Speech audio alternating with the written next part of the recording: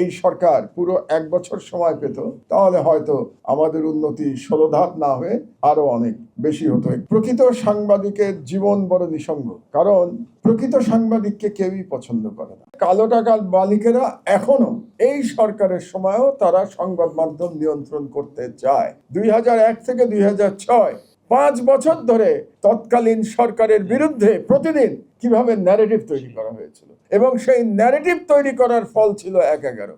আজকে মুক্ত গণমাধ্যম দিবস, এবং এই দিবসে আপনারা ইতিমধ্যে শুনেছেন যে একটা সুখবর এসছে যে আমাদের 14 ধাপ উন্নতি হয়েছে, 16 ধাপ উন্নতি হয়েছে আমাদের সূচকে, এবং আমরা ভারতের উপরে অবস্থান নিয়েছি। ভারতের অবস্থান 151, আমাদের 149, কিন্তু এতেই আমরা সন্তুষ্ট নই।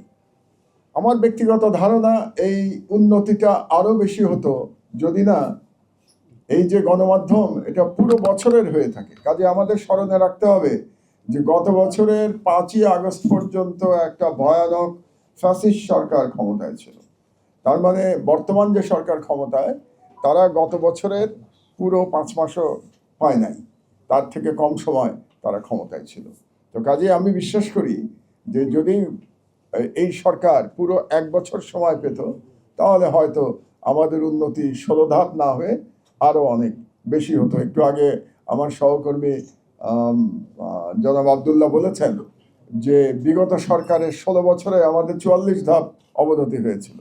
তো আমি মনে করি যে আমাদের পক্ষে সম্ভব যে তার থেকেও ভালো করা, এটা সম্ভব। আমি সম্ভাবনার কথাটা আপনাদেরকে বললাম। প্রকৃত সাংবাদিকের জীবন বড় নিঃসঙ্গ, কারণ প্রকৃত সাংবাদিককে কেউই পছন্দ করে না।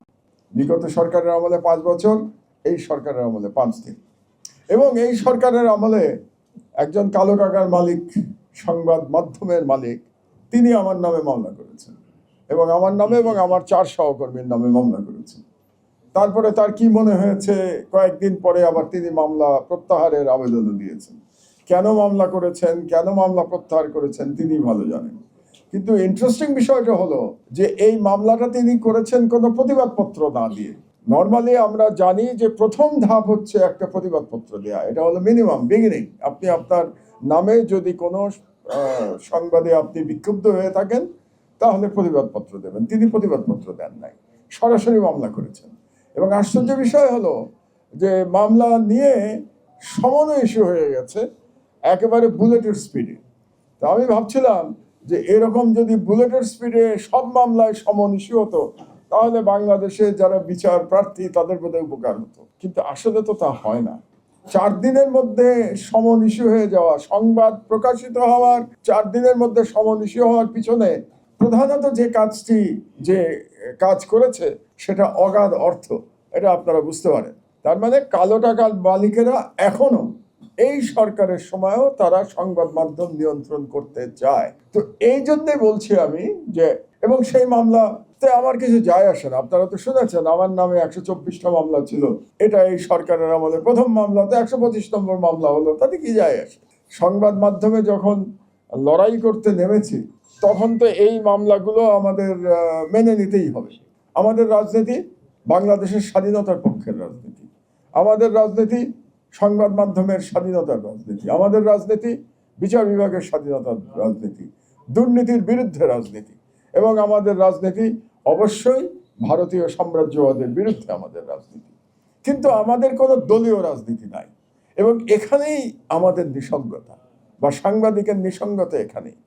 আপনাকে সিকিউরিটির জন্যে কোনো না কোনো দলের সমর্থন লাগবে। এই চিন্তার থেকে আমরা যতদিন বেরোতে না পারবো, ততদিন সাংবাদিকতার বলুন আর সংবাদ মাধ্যমের বলুন, প্রকৃত স্বাধীনতা আসবে না।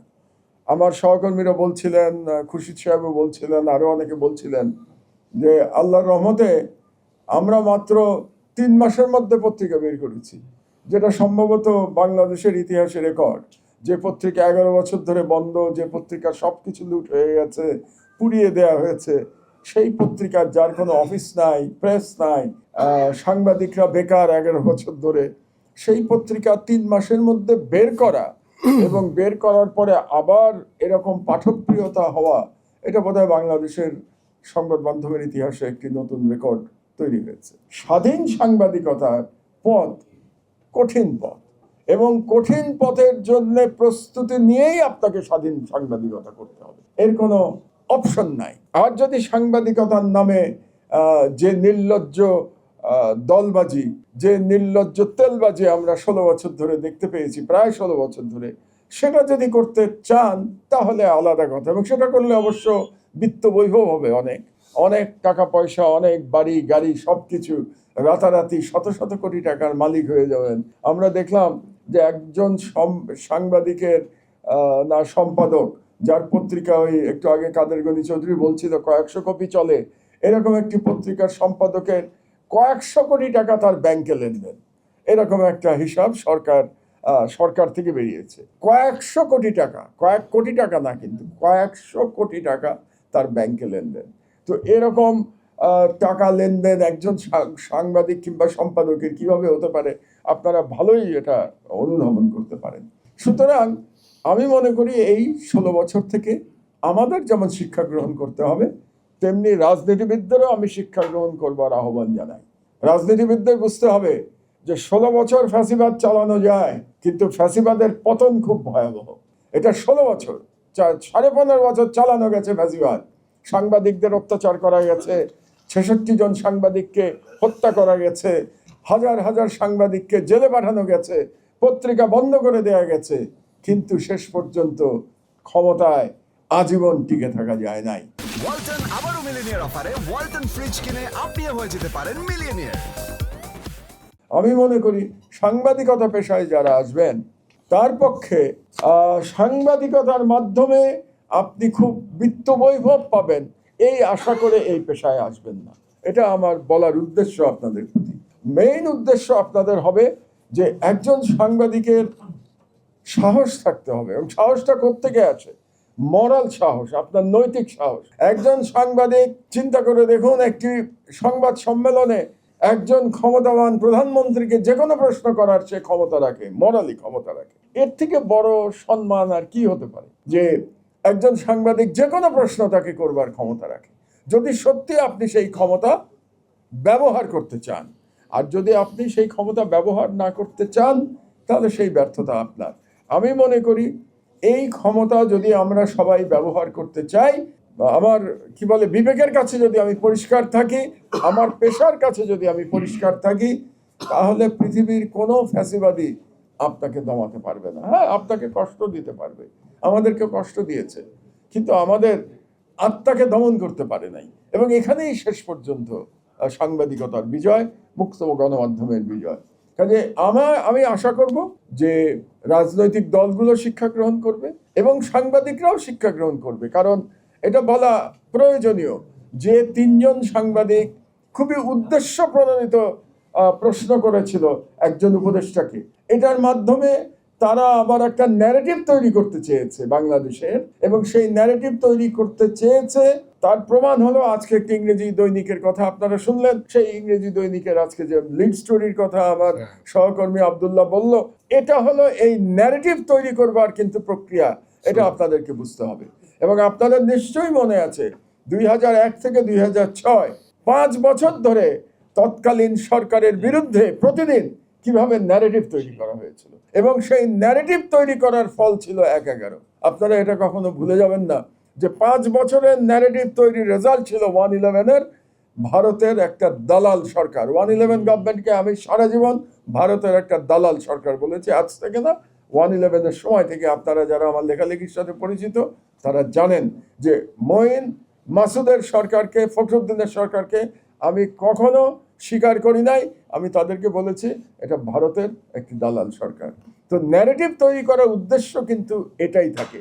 এখনো যে ন্যারেটিভ তৈরি করার যে উদ্দেশ্যে 3 জন সাংবাদিক উদ্দেশ্য প্রণোদিত প্রশ্ন করেছিলেন, এবং আজকে একটি দৈনিক পত্রিকার, ইংরেজি পত্রিকার যে হেডলাইন, এটা কিন্তু এক সূত্রে গাঁথা।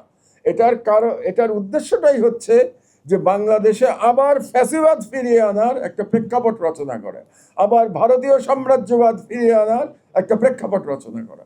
আমার মনে হয় আমরা যারা বাংলাদেশের স্বাধীনতা চাই, জনগণের ফ্রিডম চাই, প্রেস ফ্রিডম চাই, আমাদেরকে এই ন্যারেটিভের বিষয়ে সতর্ক থাকতে হবে। এবং আমাদের যে সমস্ত সংবাদ মাধ্যম আছে, এখানে শুধু আমার দেশ না, অন্যান্য পত্রিকার সাংবাদিকেরাও আছেন, কাদেরগনি একটা পত্রিকার সাংবাদিক, এরকম নয়া দিগন্তের আছেন, অন্যান্য পত্রিকার আছেন। তাদেরকে এই ন্যারেটিভের বিরুদ্ধে লড়াই করার জন্য কাউন্টার ন্যারেটিভ তৈরি করতে হবে। এবং এটা কিন্তু আমার দেশে আমরা প্রতিনিয়ত করে যাচ্ছি। আপনারা খেয়াল করবেন, প্রতিদিন যদি আমার দেশের লিড নিউজ আপনারা দেখেন, তাহলে দেখবেন যে কিভাবে আমরা বাংলাদেশের পক্ষে, বাংলাদেশের স্বাধীনতার পক্ষে এবং বাংলাদেশের জনগণের পক্ষে কিভাবে আমরা ন্যারেটিভ তৈরি করবার চেষ্টা করছি। আমি মনে করি এই কাজ শুধুমাত্র আমার দেশের না, এই কাজ প্রত্যেকটি দেশপ্রেমিক মিডিয়ার। এবং আমার মনে হয় প্রত্যেকটি দেশপ্রেমিক মিডিয়া মিলে যদি আমরা আমাদের মতো করে কলমের লড়াই চালাতে পারি, তাহলে পরে নেগেটিভ ন্যারেটিভ যারা তৈরি করতে চাচ্ছেন তারা ইনশাল্লাহ পরাজিত হবে। আমি কিন্তু একটা কথা আপনাদেরকে বলে আমার বক্তব্য শেষ করব। আমি কলমের লড়াই কলম দিয়ে দিতে চাই। ওরা কিন্তু কলমের লড়াই গায়ের জোরে দিয়েছে। গায়ের জোরে দিয়েছে মানে আমার দেশ বন্ধ করে দিয়েছে, আমাকে জেলে নিয়ে গেছে, আমাকে হত্যা করার চেষ্টা করেছে। আর আমি বলি না, তুমি কলম দিয়ে লিখবে, আমিও কলম দিয়ে লিখব। জনগণ ঠিক করবে কার লেখাটা সঠিক ছিল, ইতিহাস বিচার করবে কার লেখা সঠিক ছিল। আজকে আমি একটু আগে হেফাজতের একটা অনুষ্ঠান থেকে আপনাদের এখানে আসছি। আপনাদের নিশ্চয়ই মনে আছে, সেই হেফাজতের সময় যখন গণজাগরণ মঞ্চের পক্ষে বাংলাদেশের সকল মিডিয়া সেই সময় একমাত্র আমার দেশ বলেছিল ফ্যাসিবাদের পদধ্বনি, শাহবাগে ফ্যাসিবাদের পদধ্বনি। অর্থাৎ আমাদের ন্যারেটিভ আমরা তৈরি করেছিলাম এবং বাংলাদেশের সকল মিডিয়ার ন্যারেটিভের বিরুদ্ধে গিয়ে আমার ন্যারেটিভ নিয়ে আমরা দাঁড়িয়েছিলাম আমার দেশ নিয়ে। 11 বছর পর, 12 বছর পর প্রমাণ হয়েছে আমার দেশের ন্যারেটিভ সঠিক ছিল। এই জন্য বললাম যে হয়তো ইমিডিয়েট আপনার ন্যারেটিভ ডিফিটেড মনে হতেও পারে, যে পরাজিত হতেও পারে, কিন্তু ইতিহাস নির্ণয় করবে আপনার ন্যারেটিভ সঠিক ছিল নাকি আপনার ন্যারেটিভ ভুল ছিল। এবং আপনি যদি বিবেকের মাধ্যমে এবং সত্যের পথে থেকে আপনার ন্যারেটিভ তৈরি করেন, তাহলে আপনার ন্যারেটিভই শেষ পর্যন্ত বিজয়ী হবে। সেটা প্রমাণিত হয়েছে 5ই আগস্ট মহান জুলাই বিপ্লবের মাধ্যমে।